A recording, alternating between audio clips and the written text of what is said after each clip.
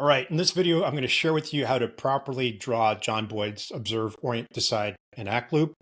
And more importantly, I'm going to help you make sense of it through a law and principle that emerged after John Boyd's death. Now, we have to set the conditions. Why are we doing this? Why do we want to talk about this? Well, first off, there's a lot of misinformation out there about John Boyd's OODA loop, and we just simply have to type in the phrase OODA loop in the Google box, and we get about 443,000 results returned.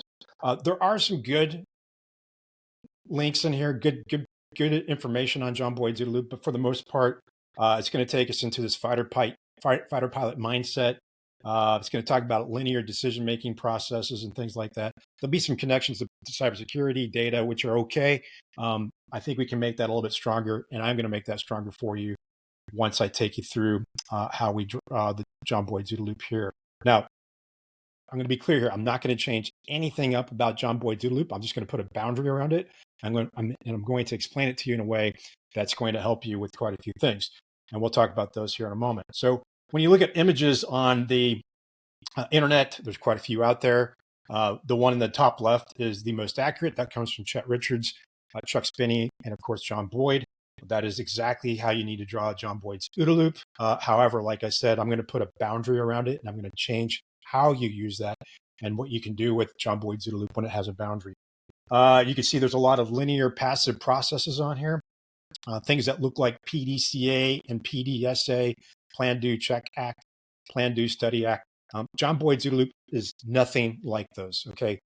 Completely different things. In this video, I'll help you make sense of that a little bit more. But what you're seeing in here when you scan what's on the internet, it's a lot of linear reductionist approaches to John Boyd's OODA loop as we scan, And anytime you hear anybody say, first you observe, then you orient, then you decide, and then you act, I'm going to prove that wrong today. And the way we're going to do that, I'll share with you here in a moment. So if you're ready to get airborne, I'm going to go ahead and switch screens.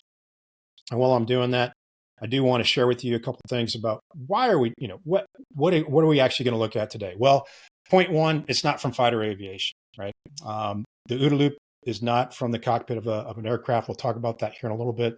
Number two, it's not a passive linear sequential process of 4 steps. And we're going to come back to that. What you're seeing right now is one of John Boyd's original sketches of his OODA loop. We're going to get back to the basics of this, but I'm going to explain this in a way where the OODA loop actually represents an active process. And that's the third point. It represents an active process, and we're going to show that it's actually a prediction machine. Okay, so I'm going to give you the why, the how, and the what. The what's actually going to be that drawing that I give to you a little bit later on and how to explain that. The why, we're going to start with the Constructal Law. We're going to look at the free energy principle and its corollary, which is known as active inference. And that's actually the how, and the what will be the redraw or the correct way to draw the OODA loop and how to explain that through the free energy principle, Constructal Law, and of course, active inference. All right, some background first. You can learn more about this on the No Way Out podcast. I'm the co-host, Brian Rivera. Go there, take a look at it, listen. You'll learn more about where we're coming up with these ideas. In fact, they're not new ideas. They're actually ideas that built upon a lot of concepts that John Boyd was looking at prior to his death. You can also visit us at aglex.com if you want to get ahead of your competition, because the worst thing you can do is have your competition call us. And by the way, the phone is ringing off the hook lately because we've been putting a lot of this information out there, just to put that out there. Okay, here we go. Let's get back to the basics again. You all know we live in a VUCA environment. That's a volatile, uncertain, complex, and ambiguous world. Attention spans are very short. Leaders want to know, hey, what does this actually mean? I'm going to give you just a little bit of insights on what you can do with what I'm about to show you. If you want to help your leaders understand the difference between a large language model and what's coming next with active inference artificial intelligence, you can use what I'm going to show you to explain that to them. If you're trying to connect mental health to agility or resilience in an organization, you can do that. If you want to understand how the brain processes or predicts things, you're going to see that today in this video. If you want to understand how to explain Kanban and how it creates situational awareness, you can use this explanation of John Boyd's OODA loop to do that. If you want to explain why it's so darn important to build maps using multiple perspectives of the external environment to create a strategy, you can use this video for that. What I'm about to show you, you can put it in a workshop, 20, 30-minute workshop, and explain. If you want to explain how this living systems defy the second law of thermodynamics, this is the video for you. What else can we do? Understand that the only imperative, the imperative out there is we need to change the world or update our orientation or update our mind there. And finally, if you want to view individuals, teams, and organizations as flow systems, you can use what I'm about to show you to do that as well. All right. Again, the 3 points, not from Fighter Aviation. Point 2, it's not a passive linear process, sequential thing. We'll talk about that here in a moment. And the OODA loop actually represents an active process. It is a prediction machine. All right, so where are we going to go with this? We're going to start here. We've had Professor Adrian Bijan on the show. If you haven't read any of his books, go ahead and get them. He basically created several years ago, built upon the second law of thermodynamics, and that is the Constructal Law. It basically says that everything that moves is a flow system. But to get down to a little bit more to a granular definition of the Constructal Law, it says this. It says that for a finite-sized flow system to persist or to live, it must evolve with freedom such that it provides easier and greater access to what flows. We'll dive into this a little bit more in a few minutes. I just want to introduce you to where we're going to kind of start and start making some connections to the laws in physics, the physics of flow, and things like that. We'll come back to the Constructal Law and flow systems here in a moment, but I do want to introduce you to this next concept. It's from biology and statistical physics. It's known as the free energy principle. So some background on it. It actually originated as a theory of the function, structure, and dynamics of the brain. So we're talking about neuroscience here, but it can be applied to any complex adaptive system. So flow systems, living systems, complex adaptive systems, you're going to see the connection here between the free energy principle, Constructal Law, and of course, active inference, which is a corollary to the free energy principle. And you'll see that emerge through John Boyd's observe, orient, decide, and act loop.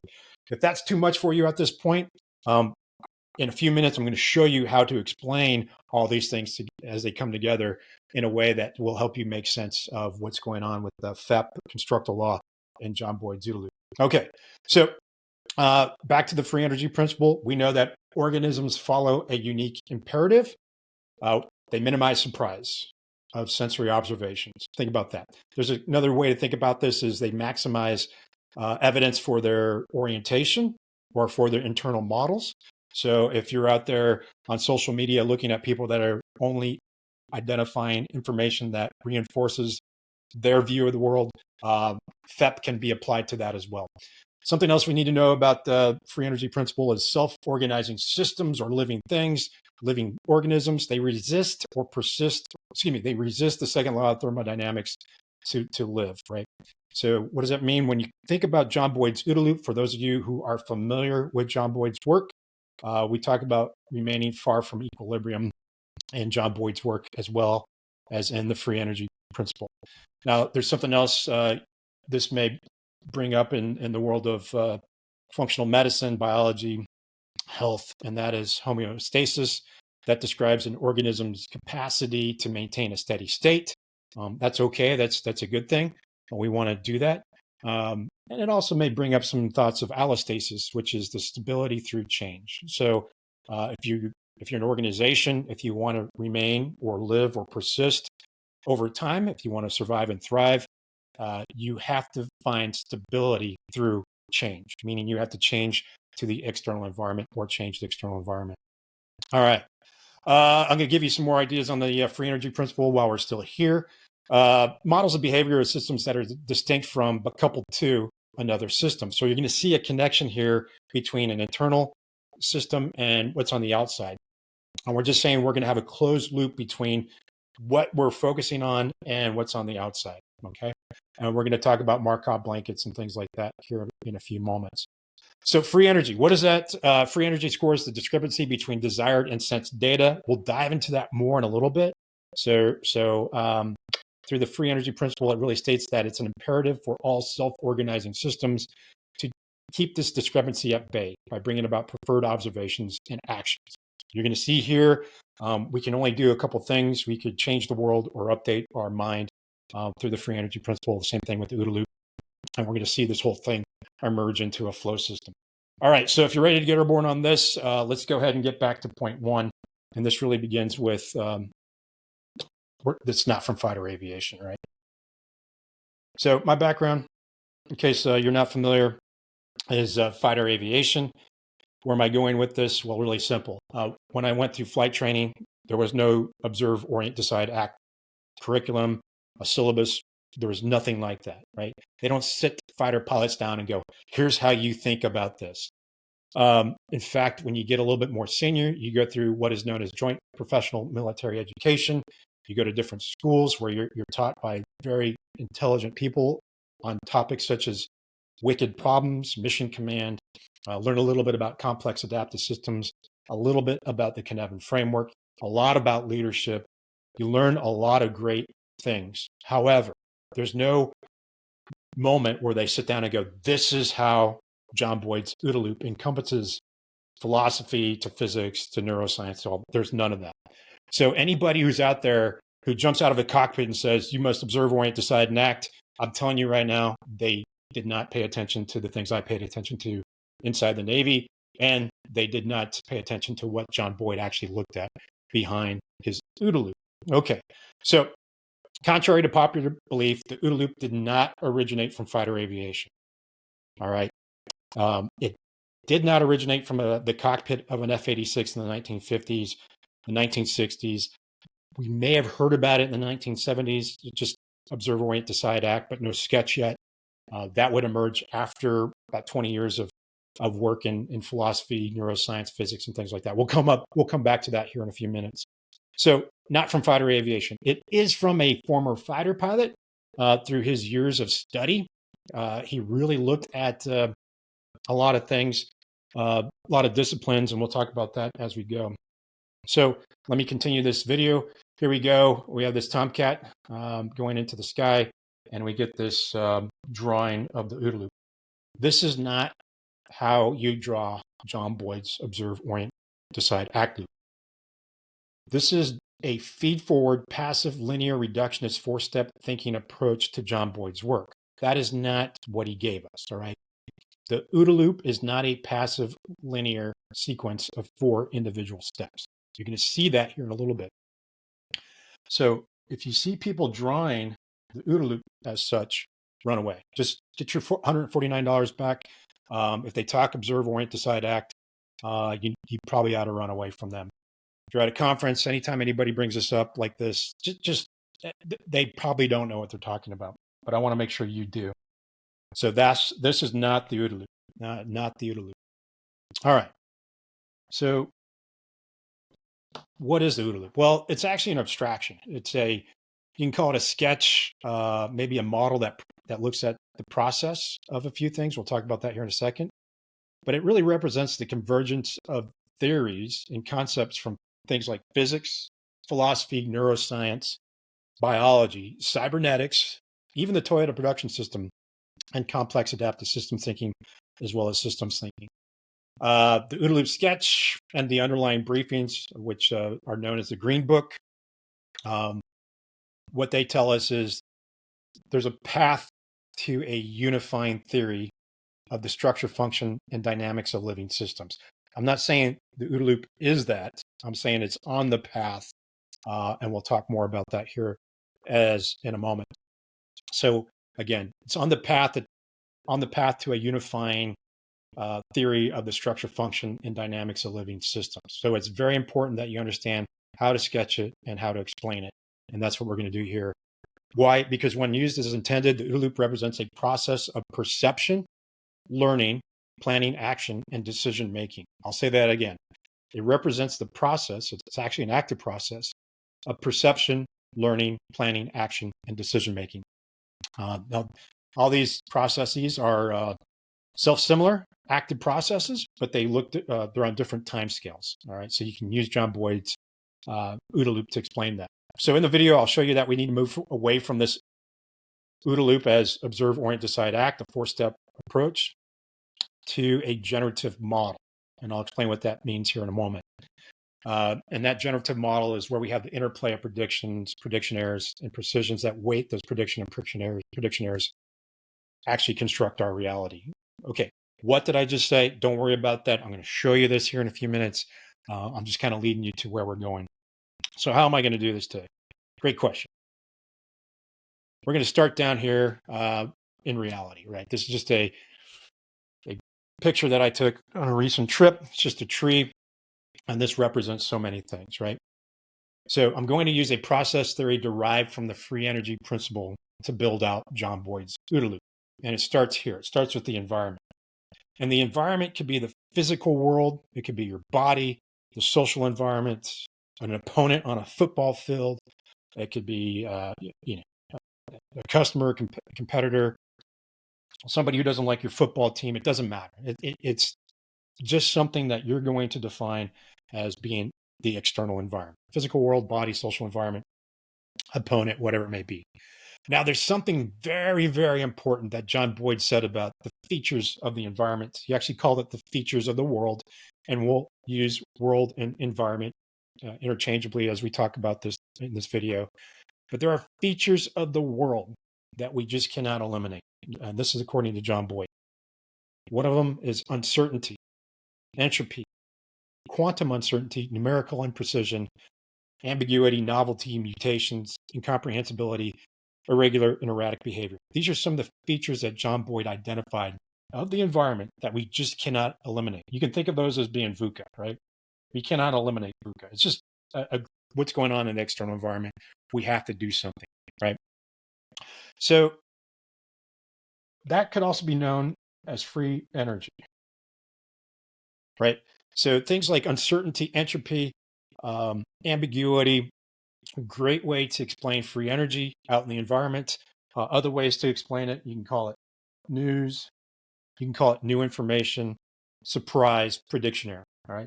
So what John Boyd was describing was free energy, right?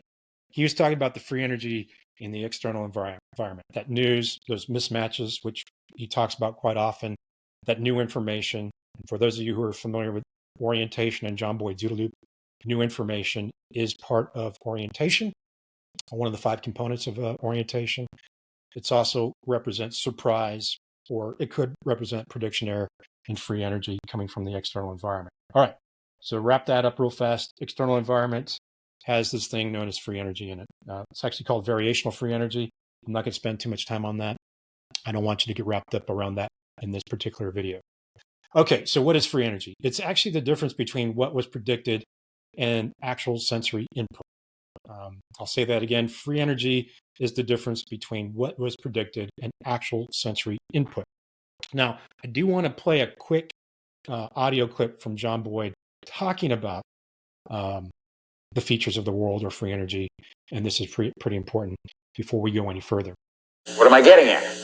The underlying message is very simple then. There is no way out unless we can eliminate the features just cited. Well, problem though, we don't know how to do this. All right, so that's John Boyd. He's talking that there's no way out, and that's where we get the name of the podcast. For those of you who are listening to the podcast, No Way Out actually comes from the brief, The Conceptual Spiral. No Way Out is the name that John Boyd gave that conceptual spiral, the working title that he gave it before he turned it into the conceptual spiral. Now, in that audio clip you just heard, he says that there is no way out unless we can eliminate the features just cited, that free energy out there, which we don't necessarily want to do. Since we don't know how to do this, we must continue the whirl of reorientation, mismatches, and remember what I said about mismatches being surprise or new information. You go through a process of analysis and synthesis over and over again. But why do we do this? We do this to comprehend, shape, and adapt to an unfolding, evolving reality that remains uncertain, ever-changing, unpredictable. So we're evolving to a reality that has free energy in it. Okay, back to more in the free energy side of the house. Free energy scores the discrepancy between desired and sensed data. We'll learn more about this as we sketch out the OODA loop, the way we draw it with the Markov blanket. And the free energy principle really states that it's an imperative for all self-organizing systems, those living systems, those complex adaptive systems, if you will, to keep this discrepancy at bay by bringing about preferred observations via action. So you're going to learn something about the perception action loop or action perception loop here in a moment. All right, so let me go ahead and move forward on the video. Okay, so on the left side, we have environment. And on the right side, we have some type of active inference agent, right? What happens here? Well, we have these sensors. We call them sensory organs. They go by different names. Just call them sensors for now.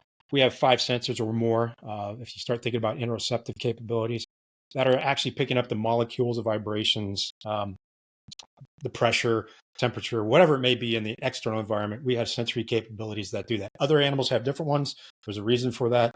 But as a human, we have basically 5 plus our interoceptive capabilities, that gut feeling connected to the rest of the world and maybe the universe, but we're not going to get too deep into that. So we bring in these sensory observations and we do something with them, right? And that is we emit some type of action to do what? To change the external environment, right? So we observe, we go through some type of orientation, some type of decision making, some type of action, and then there's the OODA loop, right? So if you just put a simple D up here, excuse me, an O and a D, observe, orient, decide, act, well, congratulations. You just drew the action perception loop as a passive process, right? In fact, this is known to be incorrect. We do not experience the world in a passive way. So this is number one reason, or another reason you do not draw the OODA loop as observe, orient, decide, act. All right, we'll dive into that some more here. So we have this basic action perception loop, and this action perception loop answers one fundamental question, and that is, how do living systems live while engaging in adaptive exchanges with the environment? So living systems include football teams, organizations, states.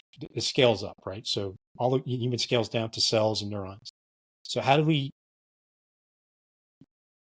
persist or live while engaging in adaptive exchanges with the environment? That's what the action perception loop answers. We're going to build out this some more. So there's our basic perception or action perception loop. I'm going to do something to this here in a moment. I'm going to add a O and an A, the O in a sphere and the A in a box. All right, there's our O, there's our A. So for those of you who are familiar with John Boyd's OODA loop, this is going to merge or meld into that here in a moment. So now we have observations represented by O on a sphere and action represented by A on a box. Okay, what's going to happen here next? Well, I'm going to go ahead and introduce a concept to you known as a Markov blanket. We're actually going to put a boundary that separates the internal states from the external states. And here we go. This is what it sort of looks like at the moment. This is a boundary. This is known as a Markov blanket.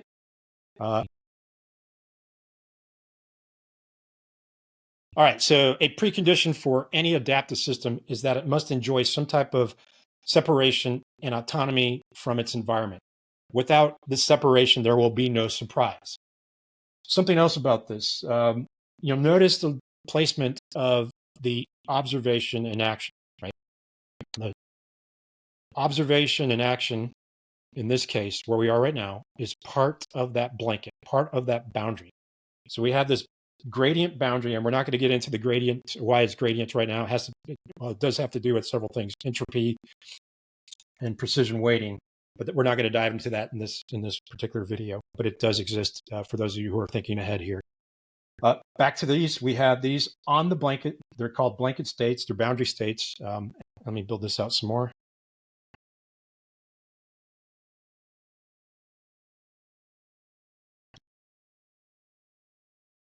All right, here. So we're going to go ahead and put some labels on these. There's your internal states, your external states. I do want you to pay attention to the spaces around here. This is not about the brain, all right? And the reason we drew this way is we're not talking only about the brain. We could be talking about the extended mind. We could put other humans in here. We could put computers in there, whatever it may be. But we could put a boundary around. We can put it around the human body. We can put it around the brain, a cell, a neuron. We can also put that boundary around a team of teams, an organization, whatever it may be, it scales up. So the boundary represents something that's kind of subjective, and we start to identify what these are, and they're really sensory states, and the internal states interact with the active states. Active states do something with the external states. So what do we have here? We have the basic schematic of the free energy principle. We're about to dive into active inference here in a moment. This is very, very basic. Now, you saw a schematic earlier that looked very much like this with some math on it. There's a lot of maths behind the free energy principle and active inference. We're not diving into that here today. So here we have sensory states, active states, internal states, and external states with the Markov blanket, something that separates internal from external states. This is a closed loop, but this is an open. Let me try that again. This is a closed loop. This here is an open system. All right. Open system engaging in a closed loop with something on the external environment. So think about two football teams going at it on a football field, soccer teams, basketball teams, a company, a team, and its customers out here on the left side. That's how we can start thinking about how to use this particular way to show John Boyd's OODA loop as that emerges, is what's on the internal side, or what are the internal states, what are the external. We're going to do something here. We're going to redraw this as a flow system, right? And how am I going to do that? Well, I'm going to move the sensory states and active states, or observation and action, slightly. It's going to look something like this, right? So here we have the full boundary. I'm going to move the active states to the right of the boundary, sensory states just to the left. So we observation and action. So what do we have here? We have what's going to be John Boyd's OODA loop. All right. So pretty cool. Now, what does this mean when we redraw it like this? I want to talk about this for a minute and come back to the Constructal Law briefly. What we've done is we've drawn this as a flow system. So with the OODA loop now, which we're going to show you how to create the active inference piece of the inside, the generative model, we have come up and shown you a basic flow system. All right. So let me get back to the basics of flow systems before we go any further. So before we think about a flow system, we need to go back to the basics of environment and system. So we have that boundary out here, and we have the environments. All right, that's what this is showing us, and this is from Professor Bijan's Design and Nature book. All right, so basics, again, a system and environment. What we're going to do is we're going to add inlets and outlets, right? And it doesn't matter if there's one outlet, one inlet. We just need to have at least one of each. You can have 10 inlets, 2 outlets, it doesn't matter. All right. So from the Constructal Law, we know that flow systems have 2 basic features. Now we're going beyond the environment, the boundary, and inlets and all that. So there are 2 features of a flow system. The first is the current, right? So you have something known as the current, and that's whatever is flowing through the system. And that could be information, knowledge, it could be money in your banking accounts, it could be blood, electricity, liquid, gas, a product, and even customer value, if you want to think of it that way. So you have that currency that's moving through the system. And now the second feature of a flow system is design. And design is a noun. It describes the configuration, right? And we're going to show you a basic configuration of a active inference engine or a predictive machine, which scales across all types of living systems. It's a generic one, and that's going to be the OODA loop. So back to design. It's a noun that describes configuration.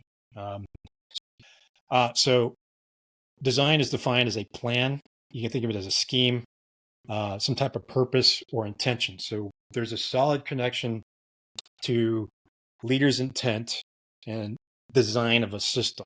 Now, we're not going to spend a lot of time on that, but for those of you who are familiar with mission command, leader's intent, John Boyd's OODA loop, and all that, configuration is what we're going to get to here in a minute. It's really the arrangement of parts, could be details form, whatever produce a complete whole that has a purpose and performance, right? That's what design does. Again, you could dive deeper into the books on that. So Constructal Law, 2 main features: currency that flows through the system and the design of the system. Okay, let's get back to drawing this out. Here's the basic schematic again of the free energy principle with maths involved.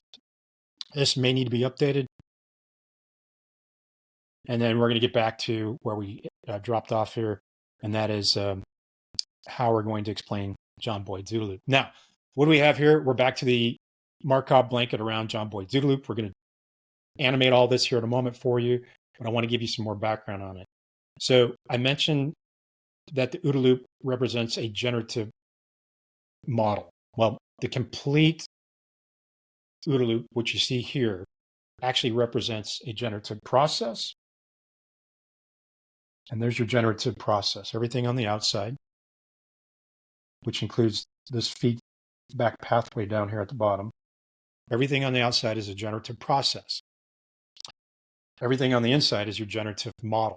Now, the outside pathway, the way John Boyd wrote it up, it's unfolding interactions with the environment and uncertain circumstances unfolding environmental response. So remember, there's other actors that are acting on the environment. Therefore, the environment should change when they do something to it. We need to pick that up through our sensory capabilities as well. So John Boyd's OODA loop includes what's going on the outside, that closed loop with the external environment. So that unfolding interactions with the environment represents the dynamics of the world. The generative process produces some type of observations to the active inference agent, and that's us on the inside, the way we think about it. Now we need to build out the generative model. A generative model is a resource that is capable of generating instances of some kind of mental model, schema, image, or structure of what it knows about the external world. Again, you may be going, what? You're going to see this all emerge here when we sketch this out in a moment. Okay, so in this case, we're going to build out a predictive model, something that shows a process of prediction, one that is capable of updating beliefs about the external world. This is where the active inference framework, the corollary to the free energy principle, comes in. It's going to help us understand what's going on the inside of the boundary of John Boyd's OODA loop sketch. So your sensory organs, your eyes, ears, nose, mouth, and skin, they act as interpreters of the outside world. They are detecting that motley crew of information coming from different sources. All right. So let me build this out a little bit. Gave you some background on where we're going. Now we're going to kind of animate this to help you see where we're going. So we have the sensory signals, your sensory organs, picking up information from the external world. You'll see that here in a moment. There they go. They're hitting your observation, some type of sensory organs, and you need something else in here. You need some type of internal model of the external world. In fact, the reason we need this is any sentient or sense-making organism must possess an internal world model, a map, some type of representation of the external environment. Now, we get this from cybernetics as well, good regulator theorem. So we need something on the inside. For those of you who aren't really familiar with John Boyd's OODA loop, we're going to make this into orientation. That's what John Boyd's orientation represents, is that map, that representation of the external world. We're not going to dive too deep into orientation today, but you can think of it as a digital twin if you need to. And this will help teams and organizations understand why they need to build maps of the external world collectively to develop strategy. All right, so there's a lot here in developing this. So we need something here in the middle, and that's going to be our orientation. And it looks something like this. Okay, kind of looks like the world on the outside. That's our digital twin, our map, our internal model of the external world. And the reason we need this is within John Boyd's OODA loop, orientation determines how we sense, decide, and act. Now, orientation, I'm going to touch on what's in there briefly. 5 components. There's genetic heritage, cultural traditions, previous experience, synthesis and analysis. That's how we can start to connect things to mental health and different modalities on how the OODA loop can look like things like rebus or the entropic brain hypothesis and things like that. Again, you don't need to know that right now. But for those of you that are more advanced in this type of thinking, those things I just brought up, you're going to start to see the emergence of John Boyd's OODA loop connecting to existing models that are out there that explain mental health, trauma, PTSD, TBI, and the different modalities and what they do to suppress that PTSD or mitigate it. Okay, anyway, let's get back to this. You have this orientation in the middle. It's going to evolve in this animation to look like John Boyd's orientation, the way he drew it. It's going to have those 5 components in there. It's the interaction of those 5 components that matter. And now we have this basic Markov blanket with some type of sensory organs picking up something from the outside. In this case, it's your eyes. And you have orientation. Okay, now we have the basics. We have the basic framework to understand this. We have the perception action loop. We understand a little bit about free energy. We have a Markov blanket separating internal states from external states. We know that our sensory states, observation, and our active states, action, are part of that boundary, and they're the things that actually interact with the external world. All right, so now what do we need to do? We got to work on the guts. What's on the inside of John Boyd's OODA loop? And this is where active inference comes in. So how are we going to do this? Well, we need something, right? We need to have a shared experience of some type. And this is where in your workshops, the way you present this to folks, you can kind of do it the way you need to. But I'm going to show you a couple of tools, right? So here's one example. This is the hollow face illusion. And I'm going to give you some explanation on this right now. So at every moment, our brains are kind of analyzing patterns of these sensory information, these things that are coming into our brain. We need a good way to demonstrate this. This is one way to do that. I'm going to give you another way here in a moment. So familiar objects such as faces, we have this predictive capability that's innate to us. And so when you're eating a piece of toast and you see a face on there, there's a reason for that. When you look at clouds and you see faces, there's a reason for that. So why is that? Our brains have evolved to recognize and represent faces. We're really, really good at that. It's very powerful. But what's going on here when these masks turn around? Pay attention.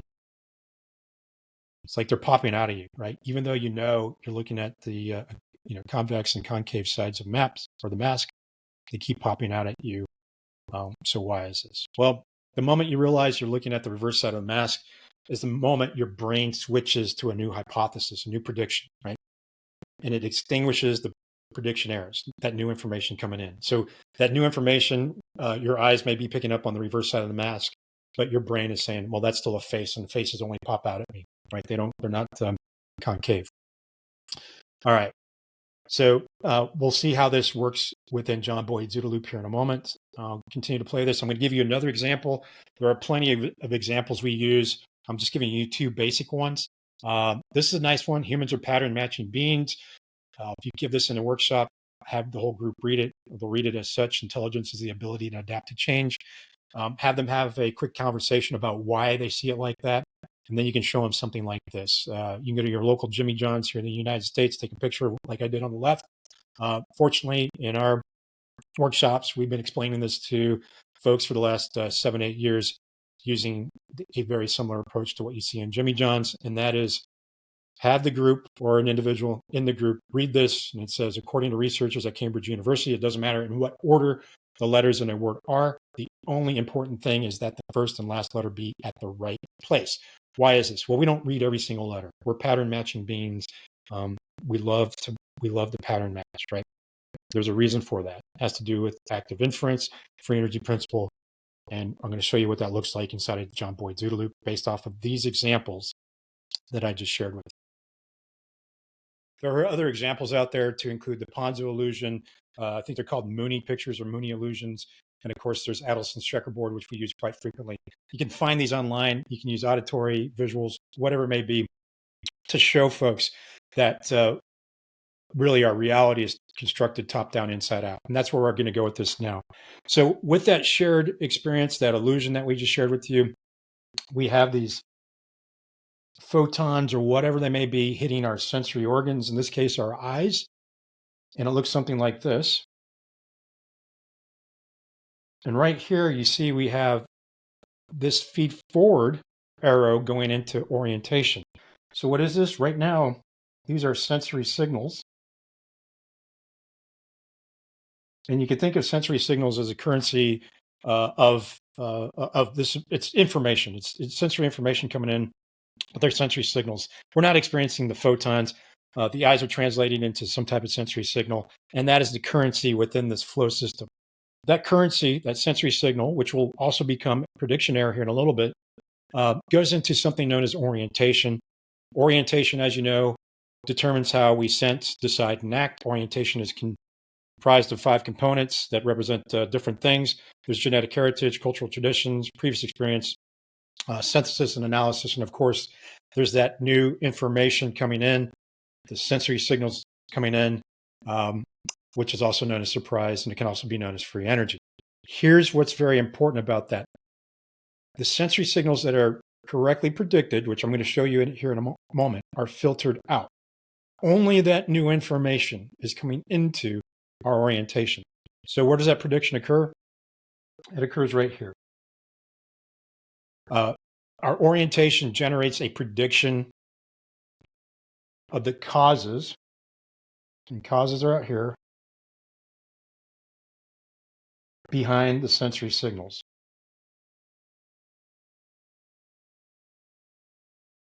And this is known as prediction.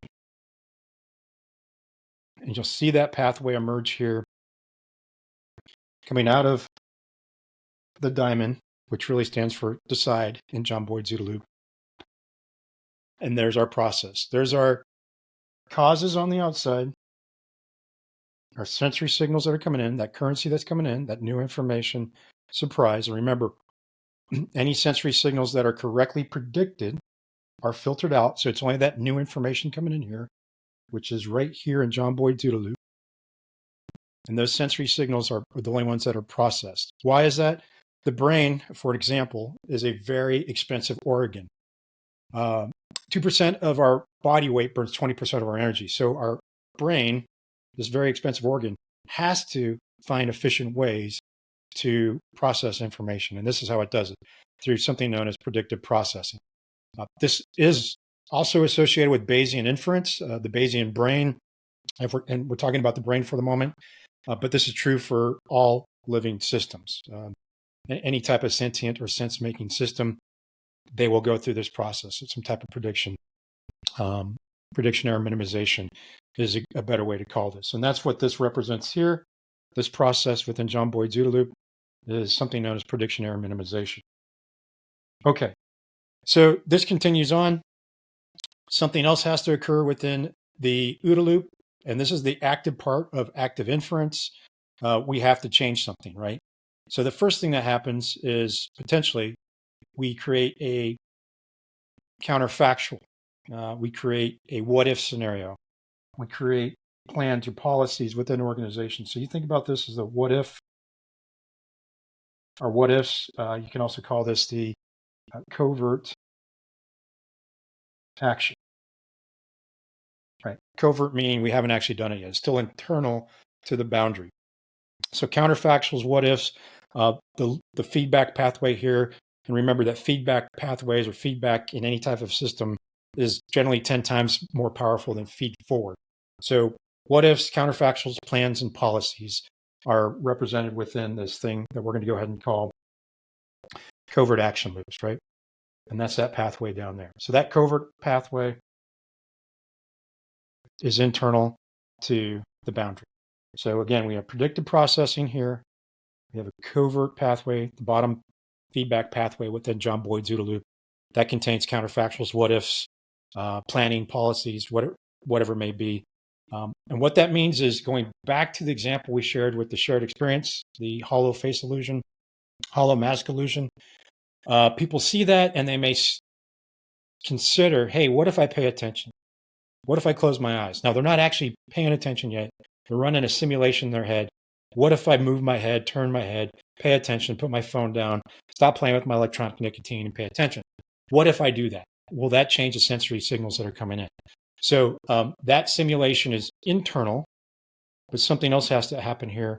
And we need that external action, that overt action, which is represented by this pathway that goes outside of the boundary. And remember, we're going to, the way John Boyd explained it is that unfolding interaction with the environment.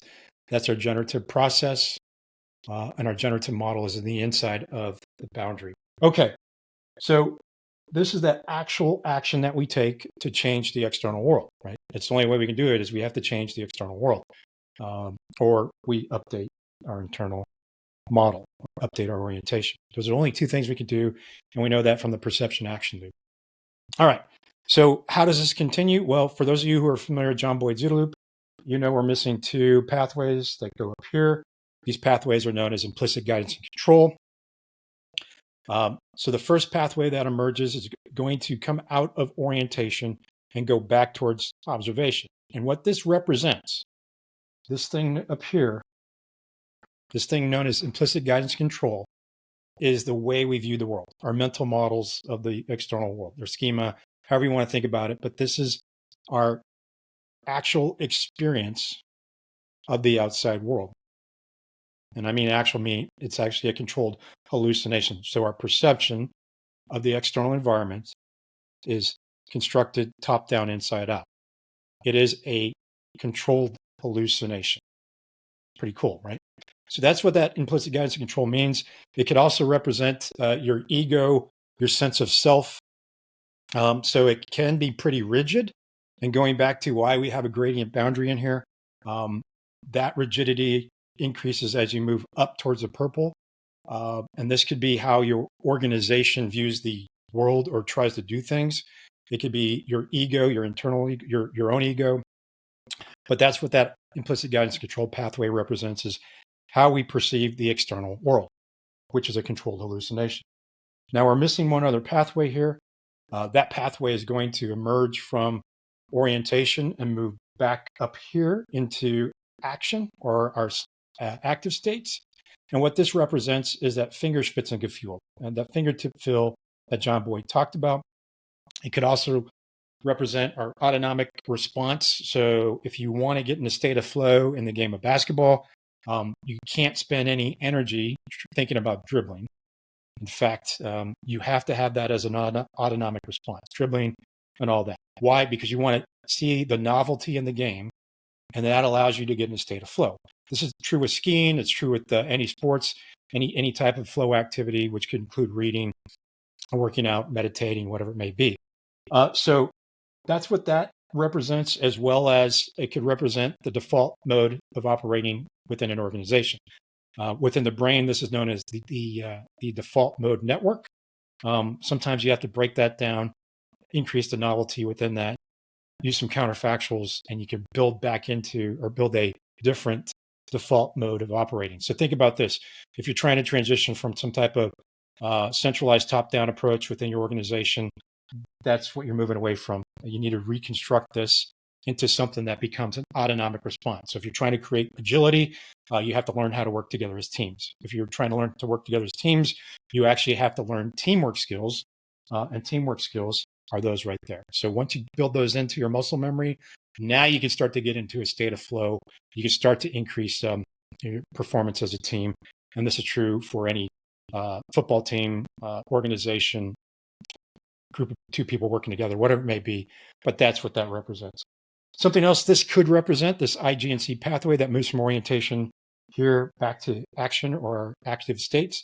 It could represent interoceptive capabilities and potentially proprioceptive capabilities. Now, I bring that up because within this type of construct, there's going to be nested OODA loops. So from a lower level OODA loop, you can actually bring up your proprioception. That can be fed into this up here. Proprioception basically means how I stand relative to this room right now, how I act. It's part of that implicit guidance and control pathway in this particular snapshot. So what are we getting at again?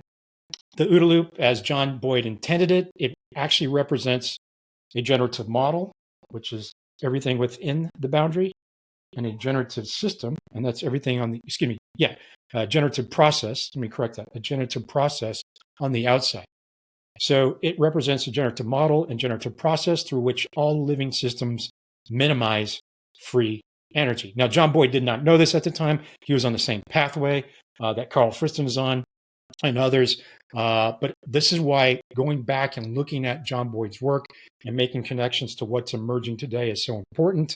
And it's also why you need to know how to sketch John Boyd's OODA. Otherwise, you're just missing out on what what the real value is in John Boyd's OODA loop. So generative process, generative model through which all living systems minimize free energy, or as John Boyd would say and has said, the OODA loop represents an evolving, open-ended, far from equilibrium process of self-organization, emergence, and natural selection. They're saying the same thing. All right. So for those purists out there that say, hey, you changed John Boyd's OODA loop, I did not. I didn't change anything. I put a boundary around it. And I used the free energy principle and active inference, Constructal Law to explain John Boyd's OODA loop so you can see the value in what that is. Now, for those of you who were not familiar with FEP or active inference or Constructal Law, you just learned more in the last 45 minutes than most people will teach you in months of John Boyd's OODA loop. Okay, let's move on from this. You can't do this, right? I can't just change everything. Well, the bottom line is I didn't change anything. This comes from Chuck Spinney, who worked with John Boyd, who helped sketch John Boyd's OODA loop along with Chet Richards. He has a personal view on John Boyd's OODA loop that aligns to what I just showed you. All right. So the first thing is this.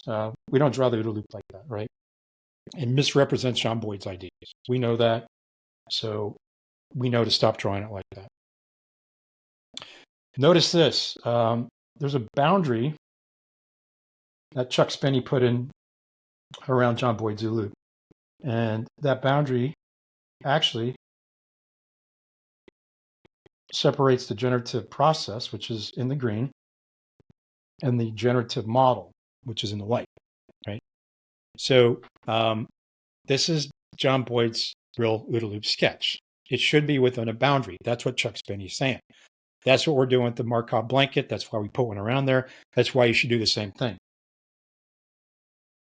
Okay, so we know not to do this on the left. We should put a boundary on it, according to Chuck Spinney and what I just showed you. But let's understand why. John Boyd's OODA loop is an organic conception of how the mind operates. That's what I just shared with you, right? So it's not just the mind, it's a cell, it's a neuron, any type of sentient system, a sense-making system to include a team of teams, an organization. This is why it's so important to understand how to sketch John Boyd's OODA loop and why it matters and what it actually represents. Because from this, you could build up all those interventions that you need for your context to survive and thrive in this VUCA environment. Something else that Chuck Spinney identified, it should be thought of a complex interplay of homeostatic control in a mental struggle to evolve a matchup of living organisms to their environment. So homeostasis, it brings that up. We talked about that earlier. It can be applied to individuals, groups, cultures. We're going further. You can apply it to a cell. You can apply it to a neuron. That's why not only do business leaders need to understand John Boyd's OODA loop, but I believe medical professionals, researchers should look at this as well, because if we could find a simple way to explain this to folks, which I think we're doing here, now we can actually find those things that scale agility, innovation, resilience, and all that in organizations. All right. Okay. Last point from Chuck Spinney. He identifies that the OODA loop, within the OODA loop, there are only 2 points where it comes into contact with reality, and that's observation and action, or sensory states and active states, right? Pretty powerful. That's what I just shared with you. This is what Chuck Spinney was writing or coming up with several years ago. I think we're all on the same path. I think this is the convergence of some awesome ideas, and I think you need to pay attention to this. Okay, I showed you how to do this. If you want to go back and learn, take your time, go back to the video. We'll probably modify this over time.